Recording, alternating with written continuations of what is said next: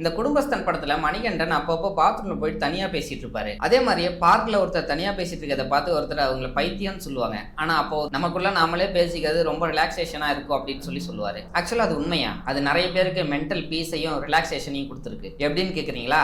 So இதுக்கு பேரு self talk அப்படின்னு சொல்லுவாங்க. சோ என்னால இதை செய்ய முடியும், நான் காமா தான் இருக்கேன், சோ நான் ஃபோக்கஸ் பண்ணிட்டு இருக்கேன் அப்படின்றத நமக்குள்ள நாமளே சொல்லிக்கிறதுக்கு பேர் தான் செல்ஃப் டாக். இப்படி நமக்குள்ள நாம பேசிக்கிறதுனால என்ன ஆகும்னு கேக்குறீங்களா? சோ அதை தான் இந்த வீடியோக்குள்ள பார்க்க போறோம். This is retry channel. நான் உங்க ஜவஹர். வாங்க வீடியோக்குள்ள போகலாம். நமக்குள்ள நாமளே பேசிக்கிறதுனால என்ன பெனிஃபிட் கிடைக்கும்னு பார்க்கலாமா? சோ ஃபர்ஸ்ட் திங், நமக்கு வந்து செல்ஃப் கான்ஃபிடன்ஸ் ரொம்பவே பில்ட் ஆகும். செகண்ட், பதட்டம்னு சொல்லக்கூடிய ஆன்சைட்டி ரொம்பவே குறையும். செல்ஃப் கான்ஃபிடன்ஸ் இம்ப்ரூவ் ஆகி பதட்டம் குறைஞ்சாவே நம்மளோட பெர்ஃபார்மன்ஸ் ஆட்டோமேட்டிக்கா இன்க்ரீஸ் ஆகும். ஆக்சுவலா ஸ்போர்ட்ஸ் பிளேயர்ஸ் நிறைய பேர் இந்த டெக்னிக்கை யூஸ் பண்ணிட்டு இருக்காங்க. இத பத்தி சில ஸ்டடீஸ்ல கூட சொல்றாங்க.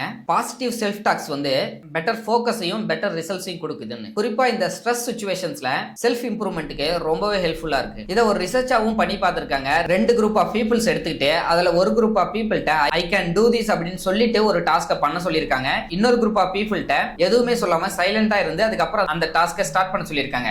இவங்க ரெண்டு பேரும் கம்பேர் பண்ணும்போது இந்த ஐ கேன் டூ திஸ் அப்படின்னு சொன்ன குரூப் கொஞ்சம் பெட்டராவே பெர்ஃபார்ம் பண்ணிருக்குன்னே சொல்றாங்க. உடனே செல்ஃப் டாக் பண்றவங்க எல்லாம் ஹை இன்டெலிஜென்ட்டா இருப்பாங்களான்னு கேக்குறீங்களா? அப்படிலாம் கிடையாது, அதெல்லாம் மித். சோ இந்த செல்ஃப் டாக்லயே வந்து ரெண்டு விதமா பிரிக்கலாம். Positive self talk and negative self டாக்னு. நமக்குள்ளேயே நான் கண்டிப்பா இதை ட்ரை பண்ணுவேன், நான் கண்டிப்பா பெட்டர் ரிசல்ட் கொடுப்பேன், எந்த மிஸ்டேக் வந்தாலும் நான் அதை கரெக்ட் பண்ணிப்பேன் அப்படின்றது எல்லாமே பாசிட்டிவ் செல்ஃப் டாக்ஸ். இதெல்லாமே நமக்கு பெட்டர் ரிசல்ட் கொடுக்கும். இதுவே என்னால இது முடியாது, நான்லாம் யூஸ்லெஸ், என்னால எதையுமே கம்ப்ளீட்டா பண்ண முடியாது அப்படின்ற மாதிரி நெகட்டிவ் செல்ஃப் டாக்ஸ் எல்லாம் இருந்துச்சுன்னா அது உங்களோட பெர்ஃபார்மன்ஸை ரொம்பவே கம்மி பண்ணும். ப்ளீஸ் ரிமெம்பர் ஒன் திங், நமக்கு நாமளே பேசிட்டு இருக்கிறது பைத்தியக்காரத்தனம் கிடையாது. நம்மள நாமளே கொஞ்சம் கொஞ்சமா இம்ப்ரூவ் பண்ணிட்டு இருக்கோன்றது தான் மீனிங்.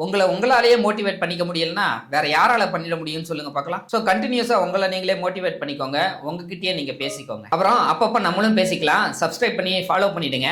நாளைக்கு பார்க்கலாம்.